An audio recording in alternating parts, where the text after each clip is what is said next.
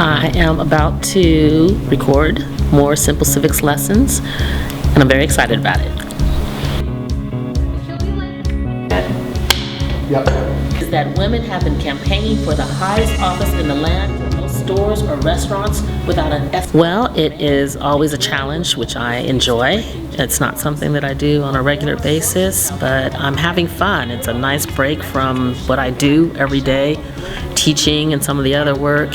And I really do enjoy that it's actually difficult for me to do. And so it feels good when I accomplish it, when I finish it. The election of 1972 is